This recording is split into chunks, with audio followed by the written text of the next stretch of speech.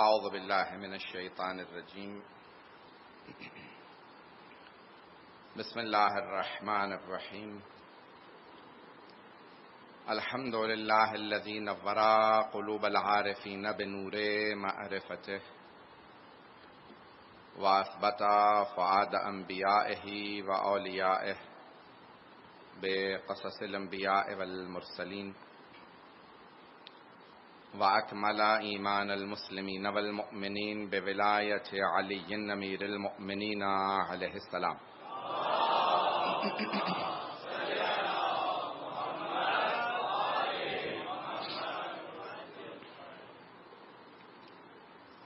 والصلاة والسلام والتحية والإكرام على أفضل الموجودات العبد المؤيد والرسول المسدد المصطفى الأمجد المحمود الأحمد أعني أبا القاسم محمد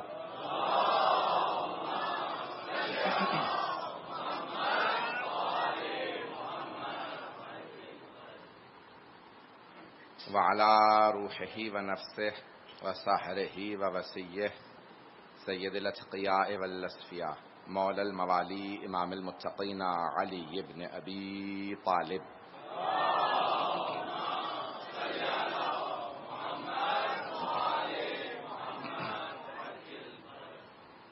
وعلى أوصيائه لا سيما بقية الله في الأرضين روحي وأرواح العالمين لتراب مقدمه الفداء واللعنة الدائمة على أعدائهم أجمعين من الآن إلى قيام يوم الدين أما بعد فقد قال سيد الساجدين وزين العابدين عليه الصلاة والسلام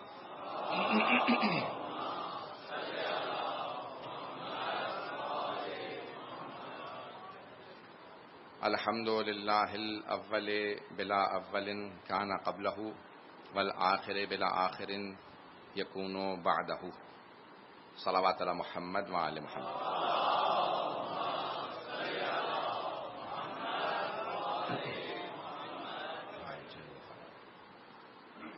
اس اشرے کا موضوع صحیفہ سجادیہ رہے گا، جیسا کہ ہم نے کل رات آپ کی خدمت میں پیش کیا.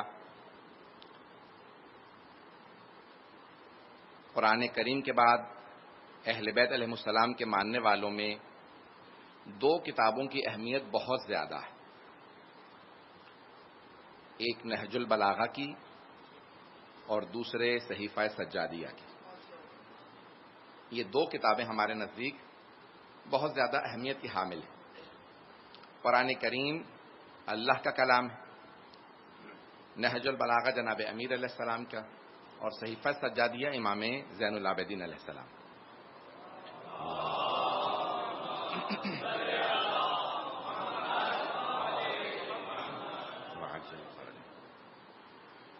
یوں تو ہمارے ہاں احادیث کے مجموعے بہت زیادہ ہیں، اور سب سے جو قدیمی ترین جو مجموعے ہیں وہ ائمہ علیہ السلام کی زندگی میں ان کے شاگردوں نے تالیف کیے. خصوصاً 5ویں اور 6 امام علیہ السلام کے جو شاگرد ہیں انہوں نے ہزاروں احادیث حفظ کی. صرف 4 امام کے 4 شاگرد ایسے تھے جن میں سے ہر شاگرد نے 70 اور 80 ہزار احادیث حفظ کی. 6 امام علیہ السلام کے 4000 سے زیادہ شاگرد ہیں جنہوں نے مختلف علوم میں ہزاروں کی تعداد میں احادیث کو حفظ کیا. اگر صرف 6 امام ہی کی ساری احادیث ہم تک پہنچ جاتی تو ان کی تعداد کئی لاکھ احادیث ہوتی. میں جملہ تو کہہ گیا ہوں، کئی ہزار نہیں، کئی لاکھ ہوتی. ابھی بھی صرف بہار الانوار میں ہمارے یہاں تقریباً 5 لاکھ احادیث ہیں. ہم واحد مکتب ہیں اسلام کا کہ جن کے ہاں آج تک اجتہاد باقی ہے، کیونکہ احادیث اتنی وافر مقدار میں موجود ہے. اجتہاد حدیث پہ ہوتا ہے کہ کون سی حدیث صحیح سند ہے. آج صرف صحیفہ سجادیہ کی تمہید کے چند جملے پیش کروں گا. تو صحیفہ سجادیہ سند کے اعتبار سے حتیٰ نہج البلاغہ سے زیادہ اہمیت رکھتی ہے، لیکن مفہوم اور متن کے لحاظ سے نہج البلاغہ کی اہمیت زیادہ ہے. توجہ ہے میرے ساتھ؟ میں بعض کا اصطلاحات استعمال کروں گا، اس کے لیے معذرت چاہوں گا. مفہوم یعنی خطبے اور جو مستوی اس کا جو معیار ہے وہ نہج البلاغہ کا بلند ہے، لیکن سند کے لحاظ سے سند اور متن دو چیزیں حدیث میں بہت اہم ہوتی ہیں. تھوڑی سی ایک ٹیکنیکل بحث ہے، غور سے سنیے گا. متن جو الفاظ ہیں اور سند کس نے بیان کی ہے، کس سے بیان کی ہے، فرمان کس کا ہے. فرمان 14 معصومین کا کسی سے بھی منسوب کر دیا جائے ان میں سے، تو وہ سب کے سب 14 ایک ہی نور کے بنے ہوئے ہیں. وہ 14 کے 14 علم لدنی کے مالک ہیں، وہ 14 کے 14 عصمت کبریٰ پہ فائز ہیں. ان 14 کے اندر کبھی بھی کوئی تضاد ٹکراؤ نہیں ہوگا، لیکن بیان کرنے والوں کے حافظے میں کبھی اشتباہ ہو سکتا ہے کہ میں نے امام سے یہ سنا، شاید سننے والے نے کبھی کوئی کوتاہی کی ہو. جیسے آج یہاں ہزاروں افراد موجود ہیں، اگر ہر ایک سے مجلس کا سوال کیا جائے تو سب افراد کو پوری مجلس حفظ نہیں ہوگی، کچھ کو کچھ جملے حفظ ہوں گے، کچھ کو کچھ جملے. تو یعنی کہ ائمہ سے سننے والوں سے متعلق علم رجال اور حدیث کی پوری بحث ہے. یہ جو بیان کرنے والے ہیں ان کو کہا جاتا ہے سند، حدیث کی سند کہا جاتا ہے. روات، راویان حدیث. اب تک تو ہے مجمع میرے ساتھ؟ یہ جو بیان کرنے والے ہیں یہ راویان حدیث، راوی ایک اور روات عربی میں اس کی جمع ہے، اسے سند کہا جاتا ہے. کس نے بیان کی. تو اب سند کے لحاظ سے صحیفہ سجادیہ کی سند بہت بلند ہے. کیوں؟ کیونکہ خود امام سجاد نے اپنی دعاؤں کو خود اہتمام کرنے کے بعد اپنے دونوں بیٹوں کو دعائیں لکھوائیں.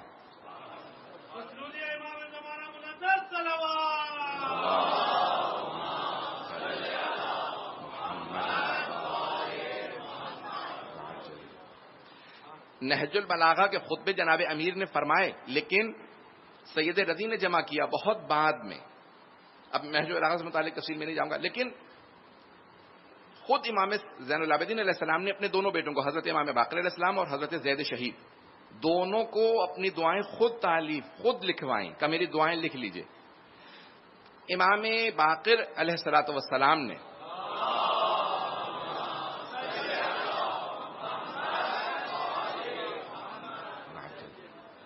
جو اپنا نسخہ تھا وہ اپنے بیٹے امام صادق علیہ السلام کو عطا کیا، اور امام صادق علیہ السلام سے چھٹے امام سے وہ ان کے شاگرد متوکل ابن ہارون تک پہنچا، اور وہ لکھا ہوا نسخہ آہستہ آہستہ معاشرے میں پھیلتا گیا.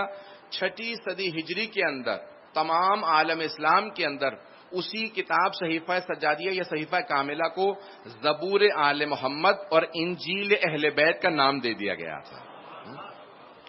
اب بہت سے بزرگ تو پہنچ گئے ہیں، نوجوانوں کے لیے تھوڑی سی اور تشریح کروں گا. زبور آل محمد اور انجیل اہل بیت کا نام دیا گیا. زبور جناب داؤد کو جو اللہ نے کتاب عطا کی تھی اس کا نام زبور ہے. انگریزی میں اسے کہتے ہیں سامز آف ڈیوڈ. داؤد، حضرت داؤد کا ڈیوڈ نام. سامز یعنی ان کی دعائیں ہیں، وہ اس کے اندر بھی مناجات ہیں، دعائیں ہیں. اسی لیے صحیفہ سجادیہ کو بھی زبور آل محمد کہا گیا. وہ جناب داؤد کو اللہ نے عطا کی تھی، یہ امام سجاد کو اللہ نے عطا کی.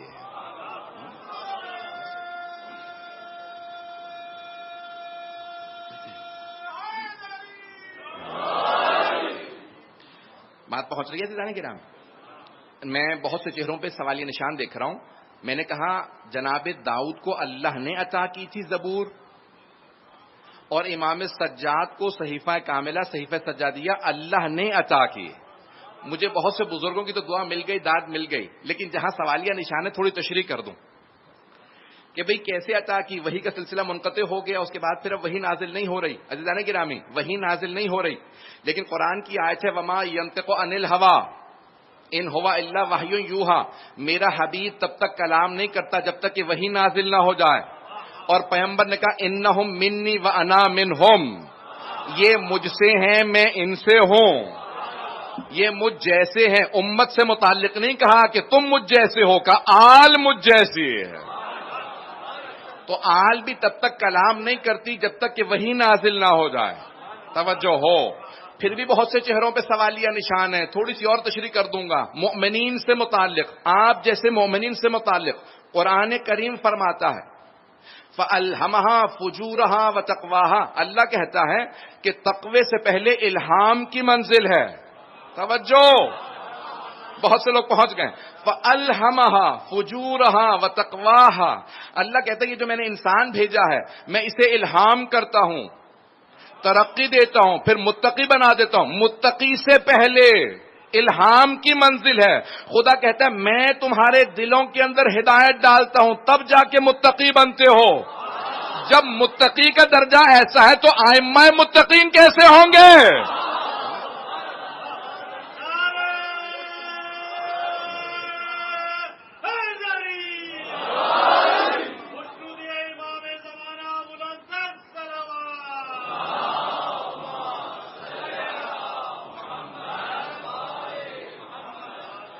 توجہ ہے دیدانی کرام، میرے بزرگ، میرے بھائی، میرے بچے، ان الفاظ کو غور سے سنیں گے تو اب صحیفہ سجا کوئی بھی کلام معصوم کا الہامی ہے، اور اسی لیے ہمارے یہاں 14 معصومین کے اقوال کو ہم حدیث کہتے ہیں.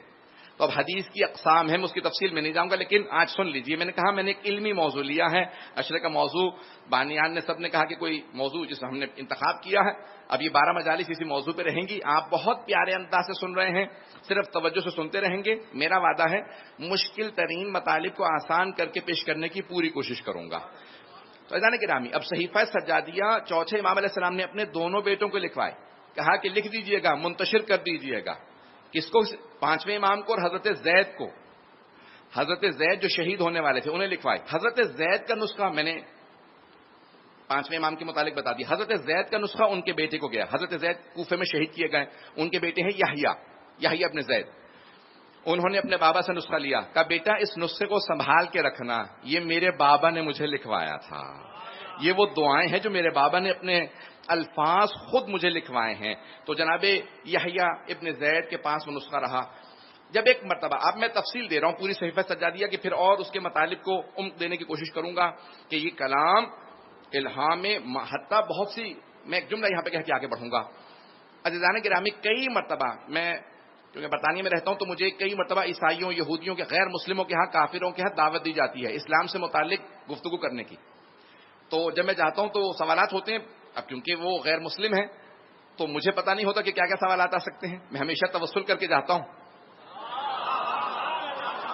اب توجہ رہے، میں ہمیشہ توسل کر کے جاتا ہوں، لیکن پھر بھی کئی مرتبہ ایسے سوالات آ جاتے ہیں. میرے ایک مرتبہ سوال ہوا، میں واٹرلو چرچ کے اندر تھا، سوال ہوا، کسی عیسائی نے سوال کیا، میرے ذہن میں بالکل جواب نہیں تھا.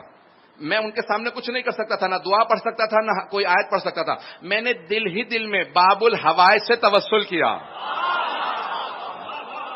میں نے فوراً کہا کہ معاملہ میری عزت و بے عزتی کا نہیں ہے، میرے سر پہ امامہ ہے، لباس رسالت مآب ہے، آپ کے اجداد کا لباس ہے، میری عزت کا معاملہ نہیں ہے، امام ابا قبا کی عزت ہے. یہاں سوال کیا گیا، جواب آنا چاہیے. خدا کی قسم جو میں جواب دے رہا تھا اپنے جواب سے میں خود سیکھ رہا تھا،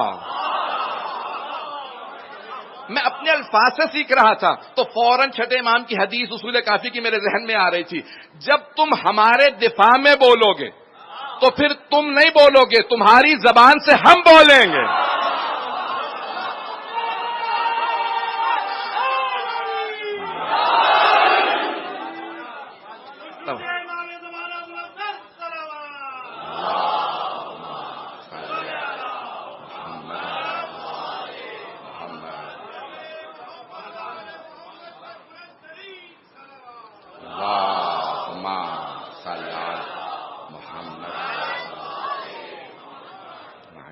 عزیزان گرامی، کئی مرتبہ خود مومن اس کیفیت میں آ جاتا ہے کہ اسے محسوس ہو جاتا ہے، یقین ہو جاتا ہے یہ الفاظ میرے نہیں ہیں، الہامی کیفیت سے یہ جو الفاظ بتائیں. حتیٰ بہت سے شعر الہامی ہوتے ہیں. میں اسی لیے صرف جواب دے رہا ہوں تاکہ نوجوانوں کے ذہن میں کوئی شبہ نہ رہ جائے. شعر بھی کئی مرتبہ الہامی ہوتے ہیں. شعر الہامی کیفیت کا نام ہے، گھبرا تو نہیں رہے. شعر بھی الہامی ہوتے ہیں. میں یہاں پہ اچانک ایک ربائی آ رہی ہے، صرف پیش کر کے آگے بڑھوں گا. یحییٰ اپنے زید سے متعلق مجھے کچھ گفتگو کو پیش کرنا ہے صحیفہ سجادیہ کے عنوان سے. عزیزان گرامی، شعر بھی جب شاعر کہہ رہا ہوتا ہے کئی مرتبہ خود نہیں کہہ رہا ہوتا، کہلوایا جا رہا ہوتا ہے. شعر بھی اس سے کہلوایا جاتا ہے. آپ نے مشہور و معروف ایک ربائی سن رکھی ہوگی، شاہ حسین، بادشاہ حسین. یہ جو ربائی ہے خواجہ معین الدین چشتی کی، یہ علماء کہتے ہیں یہ الہامی ربائی ہے. خواجہ نے کہی نہیں ہے، ان سے کہلوائی گئی ہے۔ اب دیکھیں بہت سے لوگ پہنچ گئے ہیں۔ دیکھیں ربائی کہتے ہی اسے ہیں جس میں 4 مصرے ہو، ربائی جس میں 4 مصرے ہو، لیکن ربائی کے اندر لفظ حسین 5 بار آیا۔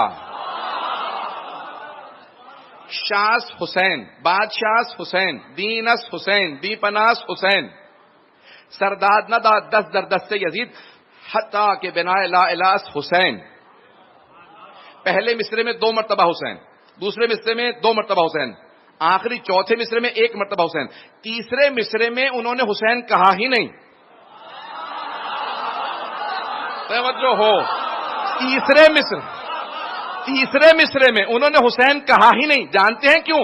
کیونکہ اس تیسرے مصرے میں یزید کہہ دیا تھا۔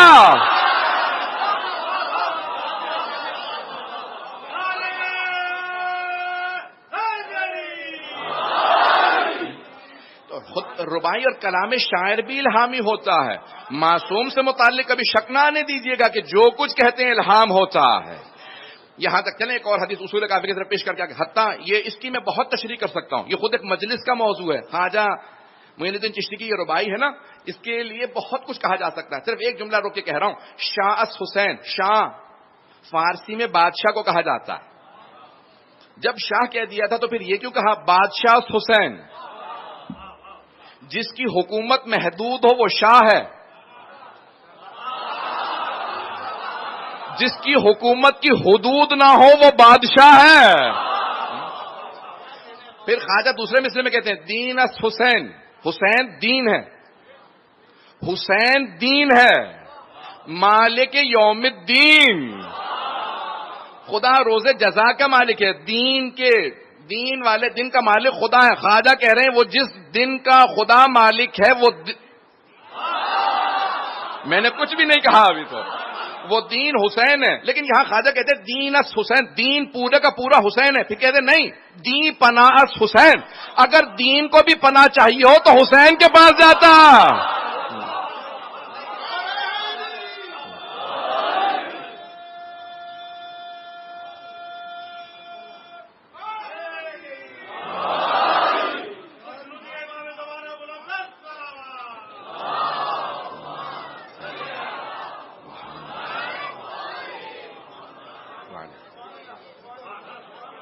اور خواجہ کہتے ہیں کہ سرداد نداد 10 در دست یزید کا سر تو اپنا دے دیا، حسین ابن علی نے اپنا سر تو دے دیا لیکن اپنا ہاتھ یزید کے ہاتھ میں نہیں دیا۔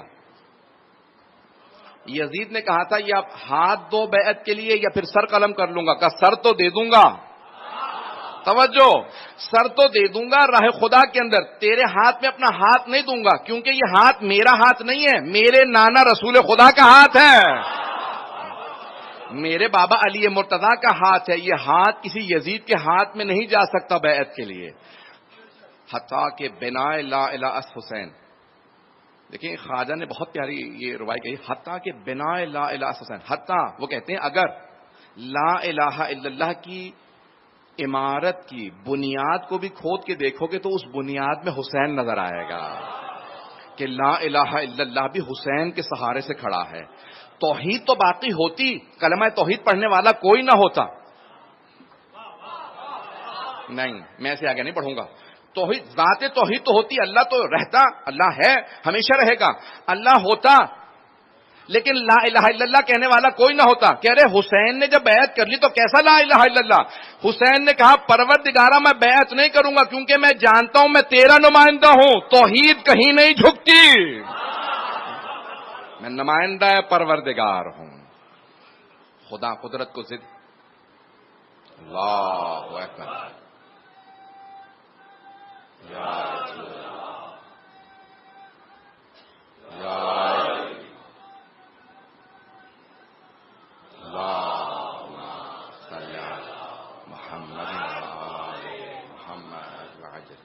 توجہ ہے سے جانے کی رہا۔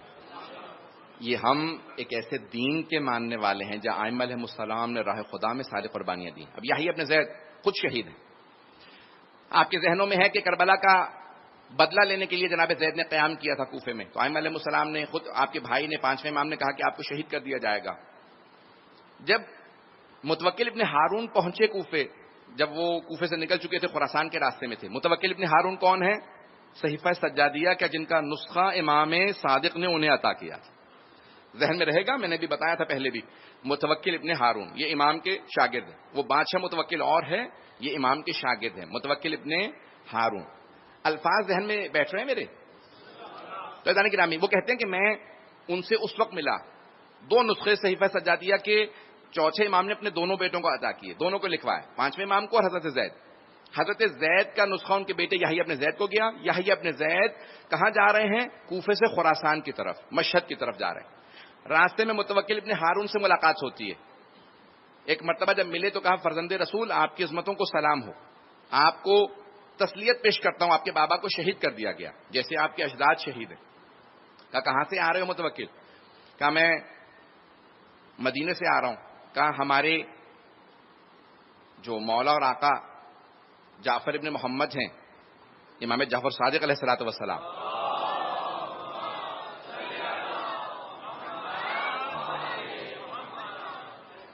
کہا ان سے ملاقات کر کے آ رہے ہو؟ کہا جی ہاں مولا، ان سے ملاقات کی. کہا کچھ فرمایا انہوں نے میرے سے متعلق؟ کہا ہاں مولا، لیکن میں آپ کو بتانا نہیں چاہتا. کہا تم مجھے کیا موت سے ڈرا رہے ہو؟ توجہ ہو. کیا مجھے موت سے ڈرا رہے ہو کہ نہیں بتاؤں گا کہیں میں موت سے ڈر جاؤں گا؟ خبردار، یاد رکھنا ہماری رگوں میں بھی علی کا خون دوڑ رہا ہے. جو بھی میرے امام نے میرے متعلق بتایا ہے مجھے کھل کے بتا دو. کہا کہ آپ کے جو ابن ہیں امام صادق علیہ السلام، انہوں نے فرمایا ہے کہ آپ کی بھی شہادت ہو جائے گی، آپ کو شہید کر دیا جائے گا. تو کہا کچھ دیر کے لیے میں حضور نے کہا کہ جو اللہ کا فیصلہ ہے ہمیں قبول ہے، میں پھر بھی برگشت نہیں کروں گا. کہا کہ کچھ اور؟ کہا ہاں مولا نے فرمایا تھا کہ آپ کے پاس ایک نسخہ ہے، تفصیل ہے، بہت تفصیلی واقعہ ہے. تو کہا ہاں میرے متعلق کیا فرمایا؟ کہا کہ میں شہید ہو جاؤں گا. کہا میرے پاس ایک نسخہ ہے جو میرے بابا نے مجھے دیا ہے، کہ جو میرے دادا نے انہیں لکھوایا تھا، دعاؤں کا صحیفہ کاملہ کا مجموعہ ہے. کہا متوکل کیونکہ اب تم نے مجھے بتا دیا کہ میرے مولا نے میری شہادت کی خبر دی ہے، کیونکہ میں شہید ہو جاؤں گا، میں یہ صحیفہ کاملہ کا نسخہ تمہیں دے رہا ہوں. یہ جا کے میرے جو ابن ام ہیں، میرے جو چچا بھائی ہیں، ان کو دے دیجیے گا تاکہ یہ نسخہ ضائع نہ ہو جائے، میرے دادا کی دعائیں ہیں. اب وہاں ان کی گفتگو بہت طولانی ہے. متوکل ابن ہارون کہتے ہیں کہ میں نے ایک مرتبہ ان سے سوال کیا کہ آپ کا علم زیادہ ہے یا امام جعفر صادق علیہ السلام کا علم زیادہ ہے؟ تو کہا کہ انہوں نے کہا علم تمام اہل بیت کے پاس ہے، لیکن ہم جو کچھ جانتے ہیں وہ جانتے ہیں، لیکن جو کچھ وہ جانتے ہیں ہم نہیں جانتے. پتہ نہیں بات پہنچے نہیں پہنچے. میں دیکھیں الفاظ میں سب کچھ آپ کے سامنے پیش کر رہا ہوں. کہا ہم جو کچھ جانتے ہیں وہ اہل بیت علیہ السلام سارا جانتے ہیں، جو کچھ میں جانتا ہوں وہ جانتے ہیں، لیکن وہ جو کچھ جانتے ہیں وہ سارا میں نہیں جانتا، کیونکہ ان کا علم خدا کے علم سے متصل ہے. کہ وہ علم لدنی کے مالک ہیں، ہمارا ان کے ساتھ مقابلہ نہیں ہے. عزیزان گرامی، میں ابھی باریکی پیش کر رہا ہوں. اب امام علیہ السلام اصول کافی میں بے انتہا روایات ہیں، میں آیات بھی پیش کر سکتا ہوں. اب وہاں سے انہوں نے وہ نسخہ لیا، واقعہ بہت طولانی ہے. مدینے آئے اور آنے کے بعد کہا فرزند رسول، کس سے کہا؟ چھٹے امام سے. کہا فرزند رسول، آپ کے جو چچا بھائی کے بیٹے ہیں یحییٰ ابن زید، ان سے نسخہ لے کے آیا ہوں. امام نے جیسے ہی یحییٰ ابن زید کا نام سنا زارو قطار رونے لگے، بہت روئے. کا انہیں بھی شہید کر دیا گیا. اور پھر ایک مرتبہ کہا ایک جملہ، اس جملے کی طرف خاص توجہ ہو. امام نے کہا کہ جناب رسالت میں آپ ایک مرتبہ آرام کر رہے تھے، انہوں نے خواب دیکھا، اور خواب پہ دیکھا کہ ان کے ممبر پہ کچھ بندر ناچ رہے ہیں. قرادتن الفاظ یہی ہیں کہ کچھ بندر ناچ رہے ہیں. تو ایک مرتبہ پیغمبر اسلام جب اٹھے تو بہت افسردہ ہوا، رونے لگے. جناب جبرائیل نازل ہوئے اور فوراً یہ آیت سورہ اسراء، سورہ بنی اسرائیل یا اسراء، سورہ نمبر 17 آیت نمبر 60 کا یہ آیت لے کے نازل ہوئے. وما جعلنا الرؤیا، یہ جو آپ نے خواب دیکھا ہے اے میرے حبیب، اللہ نے آیت نازل کی جناب رسالت. وما جعلنا الرؤیا التي اریناک، ہم نے جو آپ کو خواب دکھایا ہے، الا فتنۃ للناس، یہ جو فتنہ برپا ہونے والا ہے ہم نے آپ کو پہلے دکھایا ہے. ایک فتنہ برپا ہوگا آپ کی امت کے اندر. والشجرۃ الملعونہ فی القرآن، اور یہ جو قرآن کے اندر شجرہ ملعونہ کہا گیا، 2 الفاظ آئے ہیں قرآن کے اندر. ایک ہے شجرہ طیبہ، پاک درخت، کچھ لوگ تو پہنچ گئے. اور دوسرا کہا شجرہ ملعونہ یا شجرہ خبیثہ, ملعون درخت. کہا یہ وہی جو قرآن کے اندر شجرہ ملعونہ کہا گیا ہے, یہ وہی فتنہ ہے جو آپ نے دیکھا کہ آپ کے بعد ممبروں پہ لوگ آ جائیں گے اور بندروں کی طرح سے ناچیں گے. تو کہا کہ یہ کون ہوں گے؟ کہا اللہ سبحانہ و تعالیٰ نے یہ آیات نازل فرمائی ہے کہ یہ بنو امیہ کے لوگ ہوں گے جو آپ کے خون کو بہائیں گے, بنو امیہ کے افراد. اب میں نام نہیں لوں گا کہ کون کون افراد ہیں, یزید بھی انہی میں سے ایک نام ہے. تو کب بنو امیہ کے لوگ ممبر پہ آئیں گے آپ کے, اور وہ بے انتہا بے حرمتی کریں گے. اور خدا گواہ ہے, شیعہ سنی مورخین نے لکھا ہے کہ کئی مرتبہ علماء کا لباس پہنا کے بندروں کو یزید ممبر پہ بٹھایا کرتا تھا, اور جناب رسالت مآب کی اور ائمہ علیہ السلام کی توہین کیا کرتا تھا کہ بھئی یعنی لباس رسالت مآب یعنی جس حد تک ہو سکتا تھا. تو حبیب خدا بہت روئے. امام صادق علیہ السلام نے فرمایا, کہا کہ آج جو تم دیکھ رہے ہو نا کہ یہ جو امام حسن مجتبیٰ کی اور چوتھے امام زین العابدین علیہ السلام کی نسل سے خون بہایا جا رہا ہے عراق میں, ایران میں, جو اس وقت بنو امیہ کی طرف سے, کہا یہ رسول خدا کو اس آیت کے اندر بتایا گیا کہ اے میرے حبیب جو ہم نے آپ کو خواب دکھایا ہے یہ وہی شجرہ ملعونہ ہے, یہ وہی بنو امیہ جن کو شجرہ ملعونہ کہا گیا, یہ آپ کی نسل کا خون بہائیں گے. تو حبیب خدا بہت روئے اور آنکھوں میں آنسو بہنے لگے. کہا یا پروردگارا میری نسل کے اوپر پھر بھی ظلم ہوتا رہے گا. کہا لیکن ایک ایسا وقت آئے گا اللہ آپ کی نسل کو پوری دنیا میں پھیلا دے گا. اب تفصیل میں نہیں جا رہا ہوں, لیکن ائمہ نے فرمایا ہے دنیا میں کہیں پہ بھی چلے جائیں گے تو آپ کو سادات نظر آئیں گے. ممکن ہی نہیں ہے کہ دنیا کا کوئی ایسا خطہ ہو جہاں سادات نہ ہو. یہ اللہ کا وعدہ ہے. اگر آج آپ کو پوری دنیا میں سادات نظر آئیں, سمجھ لیں یہ اللہ نے رسول خدا سے وعدہ کیا. ایسا نہیں کہ اس مقام پہ امام نے کہا کہ میرے چچا داد بھائی نے آپ سے کیا کہا, میں تاریخ پیش کرنے پہ مجبور ہوں, پھر حدیث کی اس کو میں پیش کروں گا. اب کیونکہ صحیفہ سجادیہ کی تاریخ کو اگر نہ پیش کروں تو پھر میں اشرا نہیں پڑھ پاؤں گا. اب تک توجہ ہے میرے ساتھ؟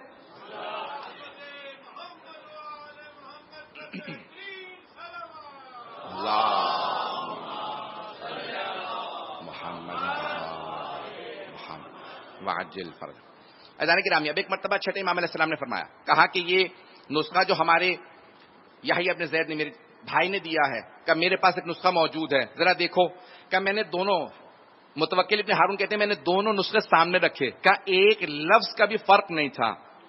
لکھنے والے کیونکہ پانچویں امام تھے اور ان کے بھائی تھے, کہ ایک لفظ کا فرق نہیں تھا, کہ اس میں 75 دعائیں تھیں. میں نے دعائیں حفظ کر لیں. متوکل ابن ہارون کہتے ہیں میں نے دعائیں ساری حفظ کی, 75 اس میں دعائیں تھیں. اللہ نے جناب داؤد کو زبور دی تھی, جناب عیسیٰ کو انجیل دی. جناب داؤد کی دعاؤں کو پڑھیے, پھر صحیفہ سجادیہ کو پڑھیے, یہ میں آپ کے سامنے پیش کر رہا ہوں. انجیل کو پڑھیے موجودہ, اور پھر ایک مرتبہ صحیفہ سجادیہ کو پڑھیے. پڑھ کر کھلا صحیفہ سجادیہ یہ راز, ممکن نہیں خدائی میں تمثیل اہل بیت. قرآن کی طرح یہ بھی قمر بے مثال ہے, اللہ رے فصاحت انجیل اہل بیت. اذان گرامی, اب میں ایک عیسائی کا آپ کو جلدی سے تبصرہ پیش کر رہا ہوں تاکہ میں بات مکمل کر سکوں, اگر سننا پسند فرمائیں گے تمام حضرات. ایک بہت بڑا عیسائی صحافی ہے, صحیفہ, صحافی بھی صحیفہ سے ہے, جمع کرنے والا چیزوں, کتاب لکھنے والا صحافی. یہ لفظ صحیفہ یعنی کتاب. تو اب اللہ نے صحیفے نازل کیے, صحف جمع ہے صحیفے کی. اب سن لیجئے گا, بہت بڑا صحافی ہے, شاید میں نے کبھی پیش کیا ہو, اب میرے ذہن میں نہیں ہے کس مقام پہ پیش کیا ہے یہ واقعہ. برطانیہ کے سب سے بڑے جو اخبار ہیں ان میں سے ایک اخبار کا نام ہے دا گارڈین. اب مجھے اخبار کو پروموٹ نہیں کرنا, میں یہاں کسی اخبار کی پروموشن کے لیے نہیں بیٹھا, لیکن پیش کرنا مقصود اس لیے ہے کہ مسلمانوں کا اخبار نہیں ہے, شیعوں کا اخبار نہیں ہے, انگریزوں کا, عیسائیوں کا اخبار ہے. اس میں ایک آرٹیکل چھپا 1994 میں, 1994 میں, 94 میں, 24-25 برس پہلے. ایک عیسائی کہتا ہے مجھے پچھلے دنوں ایک مسلمان نے کتاب دی انگریزی کے اندر, نام ہے سامز آف اسلام, صحیفہ سجادیہ کا انگریزی ترجمہ. کہ جب میں نے وہ کتاب پڑھی تو مجھے تعجب ہوا کہ مسلمانوں میں کوئی ایسا علم رکھنے والا ہے جس نے داؤد کی زبور اور عیسیٰ کی بہتر دعائیں مانگی ہیں. لکھنے والا عیسائی ہے, صحافی ہے, انگریزی میں لکھتا ہے. کہ اب دیکھیں اس نے عربی نہیں پڑھی, اس نے انگریزی کا ترجمہ پڑھا. جو انگریزی کا ترجمہ پڑھ کے اتنا متاثر ہو, سوچئے اگر امام کے الفاظ عربی میں پڑھ لیتا تو اس کا کیا عالم ہوتا. وہ کہتا کہ زبور داؤد سے اور انجیل عیسیٰ سے بہتر دعائیں کسی مسلمان نے مانگی ہیں. کہ میرا تعجب بڑھ گیا جب مجھے یہ معلوم ہوا کہ یہ دعائیں اس آدمی نے آج نہیں مانگی، جب سائنس چاند پہ جا چکی ہے، سمندروں کی گہرائیوں میں جا چکی ہے، سب کچھ معلوم کر چکی ہے، اس دور میں نہیں، یہ دعائیں 1300 سال پہلے مانگی گئی ہیں. نہیں مجمع نہیں ہے میرے ساتھ. وہ عیسائی کہتا ہے میرا تعجب اس لیے بڑھ گیا کہ یہ دعائیں آج نہیں، 1350 سال پہلے یہ دعائیں مانگی گئی. کا تعجب اور زیادہ بڑھ گیا کہ انہوں نے دعائیں مانگنے والے نے سکون سے بیٹھ کے دعائیں نہیں لکھی، قید سلاسل میں ایسی دعائیں مانگی ہیں.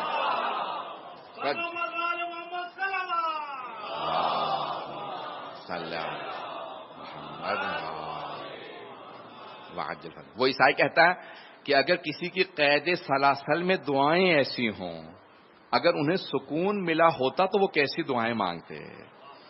اذان گرامی کتنی باریکیاں کسی عیسائی کو دیں. یہ وہ صحیفہ سجادیہ ہے. میں اپنے نوجوانوں سے، اپنے بھائیوں سے، اپنے بچوں سے کہوں گا ضرور مہینے میں کم از کم ایک دعا ضرور پڑھیں. 75 دعاؤں میں سے متوکل ابن ہارون کہتے ہیں کہ 64 دعائیں 64 دعائیں میں نے حفظ کر لیں، 11 میرے حافظے سے چلی گئیں. جب لکھی تو مختلف تاریخ کے اندر نسخے ضائع ہوتے رہے، یہاں تک کہ آج ہمارے پاس 58 دعائیں آئی ہیں ان 75 دعاؤں میں سے. اور میں نے جو پہلی دعا ہے وہ حمد باری تعالیٰ پہ ہے. اس کا جملہ تھوڑی سی تشریح پیش کرنا چاہ رہا ہوں کہ خدا کون ہے. دیکھیں اللہ نے قرآن کے اندر پیش کیا الحمدللہ الاول بلا اولین، یہ امام کی دعا کا پہلا جملہ. کانا قبلہ، امام کہتے ہیں وہ اللہ ایک ایسا اول ہے، پہلا ہے کہ اس سے پہلے کچھ بھی نہیں تھا. والآخر بلا آخرن یکون بعدہ، اور ایک ایسا آخر ہے جس کے بعد کچھ بھی نہیں ہوگا، یعنی نہ اللہ سے پہلے کچھ ہے نہ اللہ کے بعد کچھ ہے، یعنی وہی ابدی و ازلی ہے، سرمدی ہے، لا زوال ذات اللہ کی ذات ہے. مجھے مجمع کی توجہ چاہیے. اب توحید کو پیش کر رہے ہیں کون؟ امام زین العابدین علیہ السلام. قرآن نے توحید کو سمجھایا ہے، لیکن قرآن کی تشریح وہی کر سکتا ہے یا جس پہ قرآن نازل ہوا ہو، یا وہ تفسیر پیش کر سکتا ہے جو اس نازل ہونے کے بعد اس قرآن کا وارث ہو. تفسیر صرف وہی کر سکتا ہے. اب امام نے یہاں جملہ کہا ہے کہ تمام کی تمام ابصار، دیکھنے والی آنکھیں اللہ کی رؤیت سے، دیکھنے سے عاجز ہیں. کوئی آنکھ اللہ کو دیکھ نہیں سکتی. میں نے کہا پہلے ہی علمی موضوع ہے اور میں پیش کرنے پہ مجبور ہوں. جو کچھ پیش کروں گا صحیفہ سجادیہ پیش کروں گا. تو جب تک آپ توجہ رکھیں گے بات واضح ہوتی رہے گی. عزیزان گرامی، امام فرماتے ہیں کہ اللہ ہر شے سے پہلے، اور کہا وہ ہے کہ جس کو آنکھیں دیکھ نہیں سکتی، عاجز ہیں دیکھنے سے. قرآن نے بھی لکھا لن ترانی یا موسیٰ کبھی بھی ہرگز آپ مجھے دیکھ نہیں سکتے. لیکن آج بھی نہ صرف کافر، حتیٰ بعض اوقات مسلمان بہت سے رؤیت کے قائل ہیں کہ ہم روز قیامت اللہ کو معاذ اللہ دیکھ لیں گے. وہ جو ہو یومئذ ناظرہ الی ربہا ناظرہ، کہ اس دن آنکھیں، چہرے بہت پریشان ہوں گے اور اپنے رب کو دیکھ رہے ہوں گے. وہ اس آیت سے استدلال کرتے ہیں بعض سے مسلمان کہ ہم اللہ کو روز قیامت دیکھ لیں گے. چھٹے امام سے پوچھا کہ مولا یہ جو لکھی ہے آیت مفہوم کیا ہے؟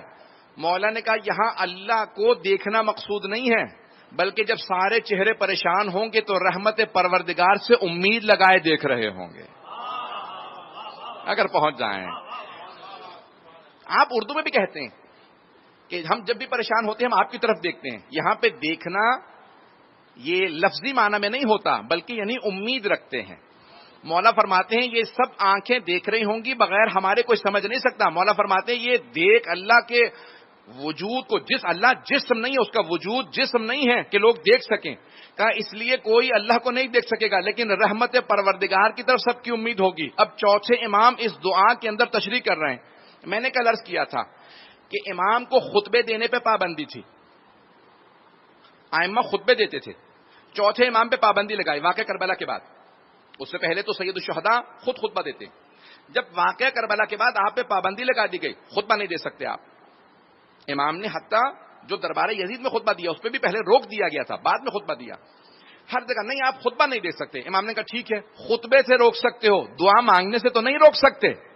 اب جب امام دعا مانگتے تھے تو دعا ہی کے اندر سارے معارف کو پیش کیا کرتے تھے. اس میں توحید بھی ہوتی تھی، نبوت بھی تھی، امامت بھی تھی، احکام بھی تھے، ظالموں کے خلاف بھی تھا، جو کچھ تھا امام نے سارے معارف کو دعا کی شکل کے اندر بنا کے پیش کیا.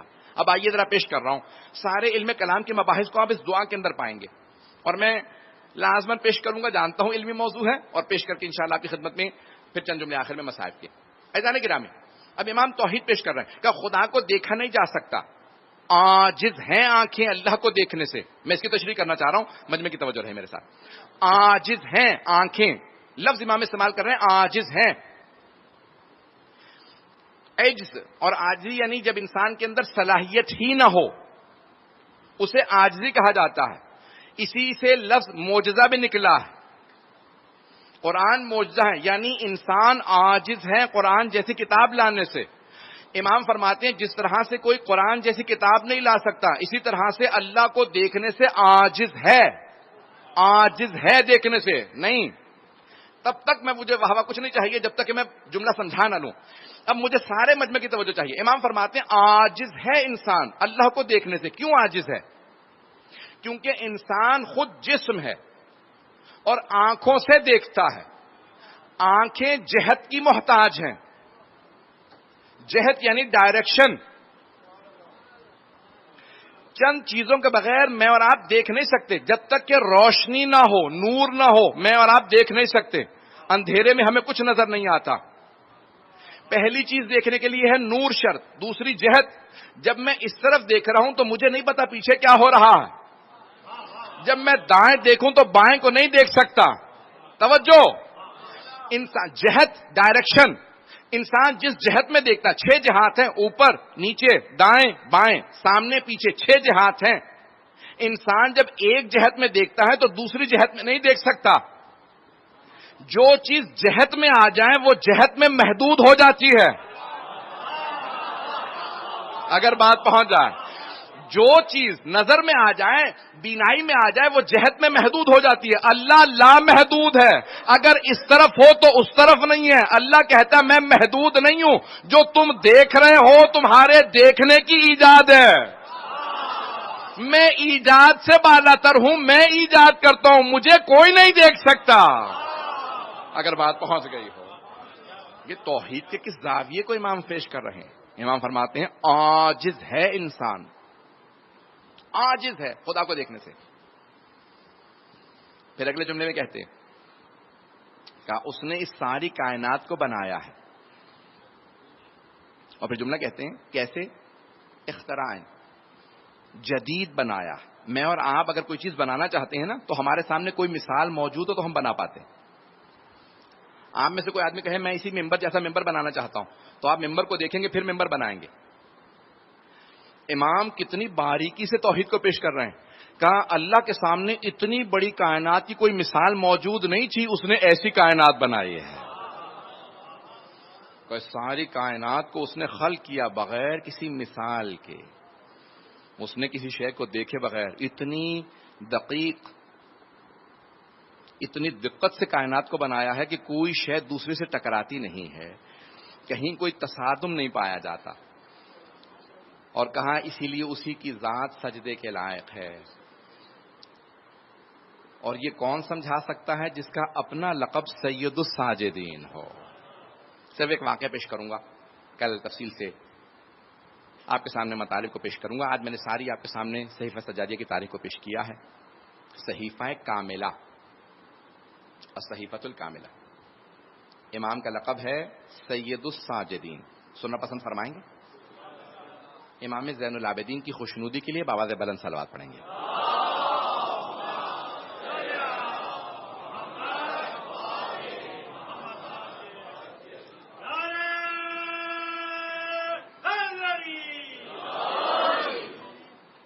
حضرات گرامی، سجدہ اللہ کے لیے ہے، لیکن کس طرح سے؟ ایک با معرفت سجدہ ہوتا ہے، ایک بے معرفت سجدہ ہوتا ہے. معرفت کے ساتھ سجدہ کیا جائے تو زمین گواہی دیتی ہے. حدیث میں ہے روز قیامت زمین گواہی دے گی پروردگارا اس نے مجھ پہ سجدہ کیا تھا. اور اگر سید الساجدین کا سجدہ ہو تو ہر زمین سلام کر کے کہے گی میں بھی منتظر تھی کہ ایک سجدہ آپ کا مجھ پہ ہو جائے. روایات میں ملتا ہے امام بہت طولانی سجدے کیا کرتے تھے. اگر آج کے میں آپ کو وقت کے حساب سے بتاؤں تو 3-4 گھنٹے کا سجدہ. کہنا بہت آسان ہے, گھنٹوں سجدے میں ہوتے تھے. میں جس واقعے کو پیش کرنا چاہ رہا ہوں آپ نے شاید بارہا علماء سے سنا ہو, لیکن میں ایک نئے پہلو کو پیش کرنا چاہتا ہوں. اس میں طولانی ترین سجدے چوتھے امام کے سجدے ہیں.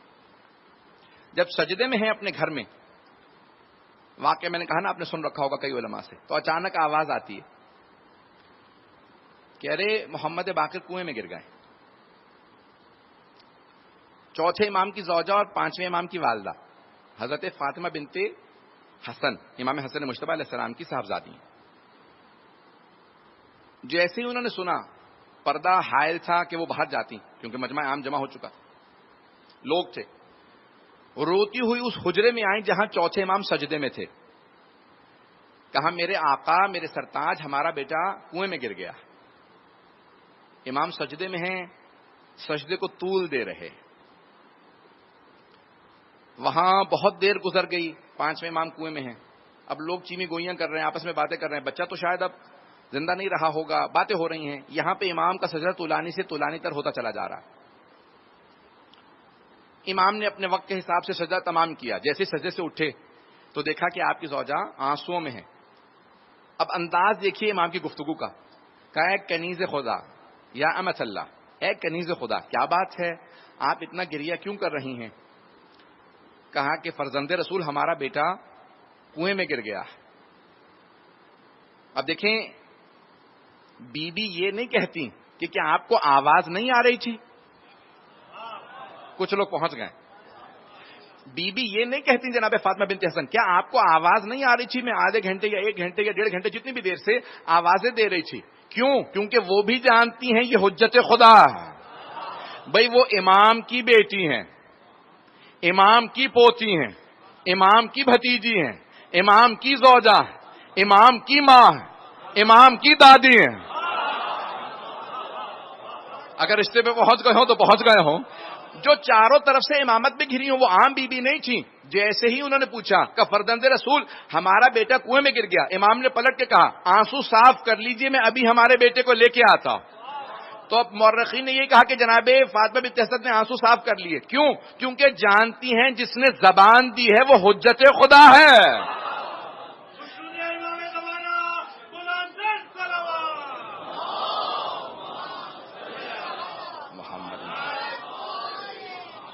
بھئی وقت نہیں رہ گیا, میں مکمل کر لوں واقعہ, مجھے مسائل کو بھی پیش کرنا ہے. تو ایک مرتبہ امام چلے, میں اپنے انداز سے پیش کروں امام کیسے چلے ہوں گے اپنے بیٹے امام باقر علیہ السلام کو کنویں سے نکالنے کے لیے. ایک مرتبہ امام سجدے سے اٹھے, میرا دل کہتا ہے امام نے ولایت کا امامہ سر پہ رکھا ہوگا, امامت کی قبالی ہوگی, عصمت کی ابالی ہوگی, تولا کی تسبیلی ہوگی, تبرہ کا ڈنڈا لیا ہوگا, اور امام نے اپنے نالین زیب تن کیے ہوں گے, زمین قدموں کے بوسے دے رہی ہوگی, صدائیں لبیک آ رہی ہوگی جہاں سے. جب امام چلے تو ایک مرتبہ مجمع راستہ دینے لگا کہ ہٹ جاؤ فرزند رسول آ رہے ہیں, کہ انہی کا بیٹا ہے جو کنویں میں گرا ہے. اب سب دیکھ رہے ہیں کہ اتنی دیر گزر چکی, عام بچہ بھی 2-3 منٹ میں ہلاک ہو گیا ہوتا. اب سارے مدینے والے کھڑے دیکھ رہے ہیں. امام کنویں کے کنارے آئے اور آنے کے بعد آواز دی کہ پانی میری امانت کو لوٹا دے. امام نے آواز دی کہ پانی میری امانت کو لوٹا دے. سارے مدینے والوں نے دیکھا کنویں کا پانی ابھرنے لگا.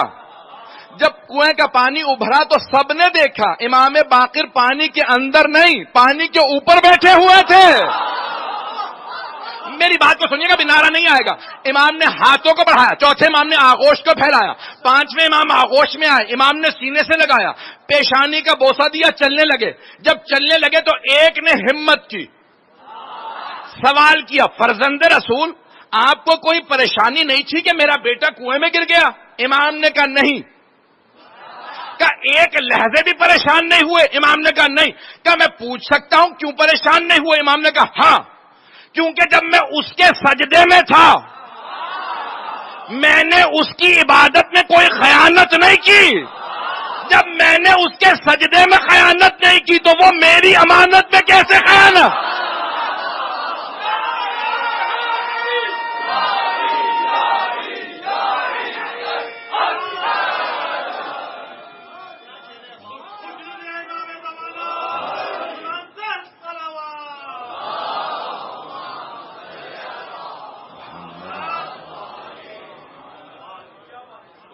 توجہ فرمائیے جان گرا کہ جب میں نے اس کے سجدے میں خیانت نہیں کی، جیسا سجدے کا حق تھا. آپ نے سن رکھی ہے حدیث، شیعہ سنی کتابوں میں ہے، الصلاۃ معراج المؤمن، نماز مومن کی معراج ہے.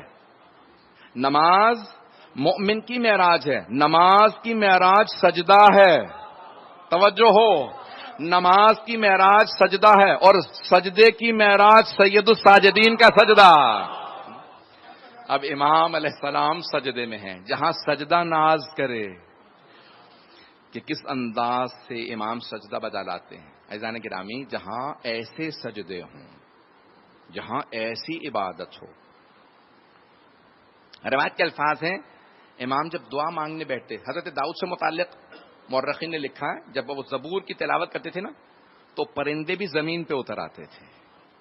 پرندے بھی زمین پہ اتر آتے، پیاری اتنی آواز تھی. اور چوتھے امام سے متعلق ملتا ہے کہ جانور بھی آپ کی تسبیح سنا کرتے تھے. وہ اونٹنی، وہ سواری، وہ ناقہ. کسی نے پوچھا، مولا یہ آپ کی اونٹنی اتنا اچھل کیوں رہی ہے؟ کہ اسے پتا ہے حجت خدا سوار ہے، وہ ناز کر رہی ہے. عزیزان گرامی، جانور تک، اہل بیت علیہ السلام کے سنگریزے اگر اٹھائیں، پتھر بھی اٹھائیں تو محمد و آل محمد کے ہاتھوں پہ سنگریزے بھی تسبیح بجا لاتے تھے. احادیث میں، ایک حدیث نہیں ہے، کثرت سے احادیث. لیکن آج میں پیش کرنا چاہ رہا ہوں ایک پہلو کو، اسی پہ بات تمام. اس راستے میں آپ نے دیکھا ہے، اگر خدا نہ خواستہ کسی گھر کے اندر کوئی پریشانی ہو، بچہ گھر نہ پہنچا ہو یا کوئی بیمار ہو، تو لوگوں کا ذہن کام نہیں کرتا. وہ کہتے ہیں کسی اور سے کہہ دو، مجھے کچھ سمجھ میں نہیں آ رہا. ایسا ہے یا نہیں ہے؟ یہ انسان کی فطرت ہے. میں کسی کی برائی نہیں کر رہا ہوں، ہم سب کے ساتھ ایسا ہوتا ہے، ہمارے طبیعت میں ایسا ہے. میں اپنے بچوں سے محبت کرتا ہوں نا، تو بچوں کی پریشانی کی وجہ سے میرے ذہن پہ اثر ہوگا، میرے اعصاب بہت کمزور ہو جائیں گے، تڑپنے لگوں گا، ارے میرا بچہ بیمار ہے. توجہ ہے عزیزان گرامی؟ اور اگر کسی گھر میں 18 جنازے رکھے ہوں، بڑے بڑوں کی عقلیں زائل ہو جائیں گی. جو 18 جنازوں کی موجودگی میں دعا مانگے اور صحیفہ سجادیہ بنا دے، اسے زین العابدین کہتے ہیں. امام کا کلام ایسا تھا. آج چاند رات ہے، کیونکہ پہلے عشرے میں عموماً بیویوں کے مصائب نہیں آتے، تو میں آج سوچ رہا تھا کہ مجھے موقع مل گیا، ایک کل کی مجلس اضافی مجلس تھی، تو میں بیویوں سے متعلق چند جملے پیش کر دوں آپ کی خدمت میں. کل بھی میں نے ایک اشارہ کیا تھا، امیر المؤمنین کو اپنی بیٹیوں سے بہت محبت تھی. ہر باپ کو بیٹیوں سے محبت ہوتی ہے، لیکن اگر باپ علی جیسا ہو اور بیٹیاں زینب ام کلثوم جیسی ہوں تو محبت بڑھ جاتی ہے. جب آپ نے اپنا دارالخلافہ منتقل کیا مدینے سے کوفے کی طرف، تو ایک مرتبہ امام حسن مجتبیٰ سے کہا، بیٹا حسن، مجھے میری بیٹیاں بہت یاد آ رہی ہیں، بیٹا آپ خود مدینے جائیے، میری بیٹیوں کو لے آئیے. لیکن جب امام حسن مجتبیٰ جانے لگے تو ایک جملہ کہا، علیک باللیل، بیٹا رات میں سفر کیجئے گا. ارے میں جملہ کہہ گیا ہوں، رات میں سفر کیجئے گا. کیوں؟ یہ اس بی بی کی بیٹیاں ہیں جس کا جنازہ بھی رات میں اٹھا تھا. بیٹا رات میں سفر کیجئے گا. کاش میں پڑھ پاؤں آج کا مسائل. کہا بیٹا رات میں سفر کیجئے گا. کہا بابا جیسا آپ نے کہہ دیا. امام حسن مجتبیٰ مدینے پہنچے، بہنوں نے جیسے ہی دیکھا، کہا بھیا کیا خوشخبری لائے ہیں؟ کہا بابا نے کوفے بلایا ہے. ساری بیٹیاں بہت خوش ہوئی. کہا بابا نے بلایا ہے؟ کہا ہاں ہم سب چلیں گے. جناب امیر سے بہت محبت تھی بیٹیوں کو، ساری بیٹیاں تیار ہو گئیں. کہا ہم سب کے سب کوفے چلیں گے. رات میں سفر ہوتا تھا، جیسے ہی کوفے کے باہر قافلہ پہنچا، امام حسن مجتبی نے قافلے کو روکا اور خود اکیلے گئے. امیر المومنین خطبہ دے رہے تھے، جیسے ہی امام حسن کو دیکھا فوراً کہا علیک باللیل، بیٹا رات کا انتظار کیجئے گا، اب میری طرف دیکھیے گا. مولا نے کوفے والوں سے کہا، کب؟ 36 ہجری میں، 61 ہجری نہیں ہے. کہا کوفے والوں آج رات کوئی اپنے گھر سے باہر نہ نکلے، آج نبی کی نواسیاں کوفے میں آ رہی ہیں، آج جناب رسول خدا کی نواسیاں آ رہی ہیں، آج میری بیٹیاں کوفے میں آ رہی ہیں. سب کوفے والے اپنے اپنے گھروں میں چلے گئے. جناب امیر آئے بیٹیوں کے استقبال کے لیے. ایک مرتبہ کہا، بیٹا حسن مجتبی، اس ناقہ کی، اس اونٹنی کی مہار میرے ہاتھ میں دے دیں جس پہ زینب سوار ہے، میں اپنی بیٹی کو خود کوفے میں لے کے جاؤں. دیکھیں کتنی محبت کا اظہار فرما رہے ہیں.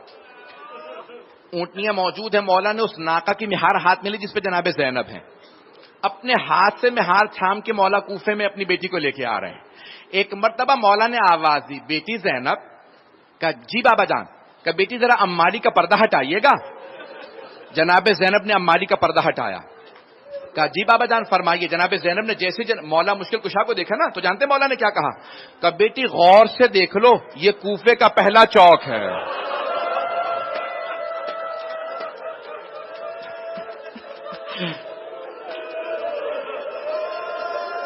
کہا بیٹی یہ کوفے کا پہلا چوک ہے.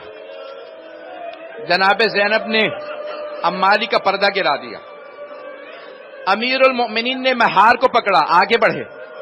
دوبارہ آواز دی. کہا زینب. کہا جی بابا جان. جناب امیر نے کہا بیٹی اماری کا پردہ ہٹائیے. جناب زینب نے اماری کا پردہ ہٹایا. جناب امیر نے کہا بیٹی زینب غور سے دیکھ لیجئے، یہ کوفے کی پہلی گلی ہے. جناب زینب نے گلی کو دیکھا، پردہ گرا دیا. کچھ آگے بڑھے تھے، جناب امیر نے آواز دی. کہا بیٹی زینب اماری کا پردہ ہٹائیے. بی بی نے اب جب تیسری مرتبہ پردہ ہٹایا، کہا بابا جان فرمائیے. کہا بیٹی غور سے دیکھ لو، یہ کوفے کا بازار ہے. اب جناب زینب سے رہا نہ گیا. کہا بابا یہ چوک، یہ گلیاں، یہ بازار آپ عباس کو دکھائیں، محمد حنفیہ کو دکھائیں. بابا میں بازاروں میں نہیں آؤں گی، بابا میں گلیوں میں نہیں آؤں گی، بابا میں چوک میں نہیں آؤں گی.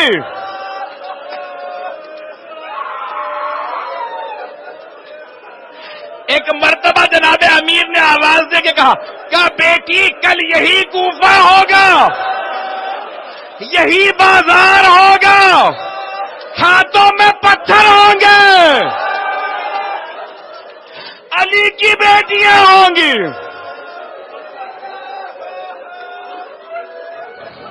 اجرکم اللہ. میں تمام کر دیتا، مجھے معاف کر دیجیے گا بھائی، برداشت نہیں کر پا رہے آپ.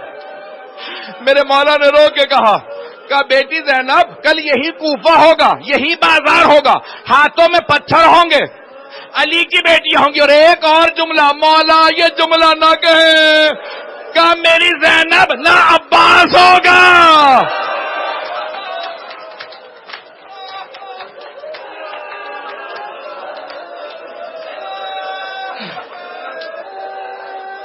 نہ علی اکبر، نہ محمد. اجرکم اللہ. میں نے تمام کر دیا. بس بھائی دو جملوں کی. ارے آج تو بھی چاند رات ہے، آپ ایسے رو رہے ہیں.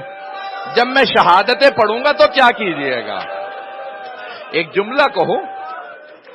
بس بھائی میں نے تمام کر دیا. یہ تھا 36 ہجری کا کوفہ. جب 61 ہجری آئی، 12 محرم کو بیبیاں کوفے میں آئیں. اے کاش کوئی پھول بھی نہ مارتا، جناب امیر کی بیٹیوں کو کوئی پھول بھی نہ مارتا، لیکن لوگوں نے پتھر مارے۔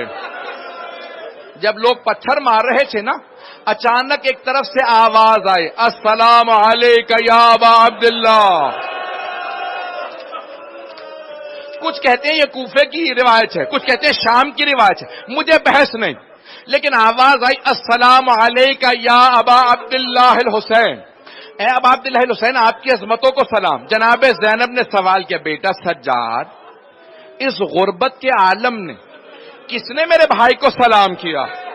امام سجاد رونے لگے، کہ پھوپھی اماں کوفے کے دروازے پہ دیکھیں، ایک سر لٹکا ہوا تھا، ساری بیویاں گزر گئیں، ایک بیوی رک گئی، اس بیوی کا نام رقیہ بتایا جاتا۔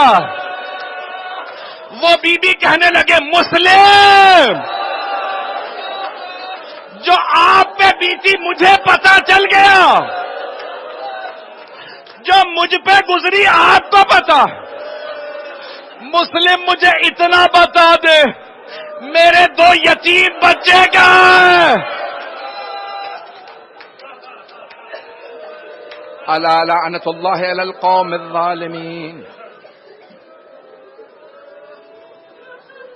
وَسَيَعْلَمُ الَّذِينَ ظَلَمُوا أَيَّ مُنْقَلَبٍ يَنْقَلِبُونَ۔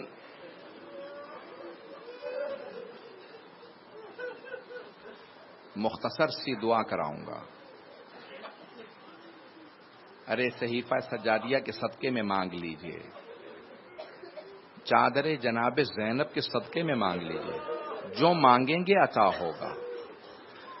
اب آپ لوگ کیونکہ بہت زیادہ گریہ کر چکے ہیں، میں اور نہیں رلاؤں گا، لیکن ایک واسطہ دوں گا، میری طرف دیکھیے گا، ہاتھوں کو بلند کریں، جو جو دعائیں مانگیں گے انشاءاللہ العزیز قبول ہوں گی۔ صرف ایک واسطہ دوں گا، صرف ایک واسطہ۔ میں ہمیشہ ایک سوال کرتا ہوں، کبھی بیماروں کو بستر سے تو نہیں گرایا جاتا؟ پروردگارہ شام غریبہ کے اس بیمار کا واسطہ جن کا بستر لوٹ لیا گیا تھا، ہمارے تمام مریضوں کو شفائے کاملہ عاجلہ عنایت فرما، بے اولادوں کو اولاد عنایت فرما، مقروضوں کے قرضے ادا فرما، پریشان حالوں کی پریشانیاں دور فرما۔ پروردگارہ واسطہ ہے ان بیبیوں کا جن کے پاؤں بہت زخمی تھے، پروردگارہ ہم سب کی عاقبت بخیر فرما، ہم سب کو زندگی میں محمد و آل محمد کی زیارات نصیب فرما، آخرت میں ان کی شفاعت نصیب فرما، ہماری گنہگار آنکھوں کو امام زمانہ کا ظہور دیکھنا نصیب فرما، دشمنان اہل بیت کو نیست و نابود فرما، داعش و طالبان کو غارت فرما، مؤمنین کی حفاظت فرما، ہمارے مقامات مقدسہ کی حفاظت فرما۔ اپنی اپنی حاجات طلب کریجیے گا۔ پروردگارہ جتنے مؤمنون و مؤمنات اس مجلس میں موجود ہیں، کسی کی دعا کو رد نہ فرما۔ پروردگارہ واسطہ اس بی بی کا جس نے جب اپنے نانا کی زری پہ ہاتھ رکھا تو یہ شکوہ نہیں کیا نانا مجھے کھانے کو کچھ نہیں ملا، یہ شکوہ نہیں کیا نانا ہمیں پانی نہیں دیا گیا، صرف 2 باتوں کا تذکرہ کیا، نانا میں 70 قدم کے فاصلے پہ کھڑی تھی جب حسین کے سر سے امامہ اتارا گیا، نانا جب شمر نے بالوں میں ہاتھ ڈالا، اور دوسرا شکوہ جانتے ہیں کیا کیا؟ کہا نانا آپ کی امت نے میری چادر چھین لی۔ پروردگارہ چادر جناب زینب کا واسطہ ہمیں امام زمانہ کا ظہور دیکھنا نصیب فرما۔ ربنا تقبل منا انک انت السمیع العلیم بحق محمد و آلہ الطیبین الطاہرین۔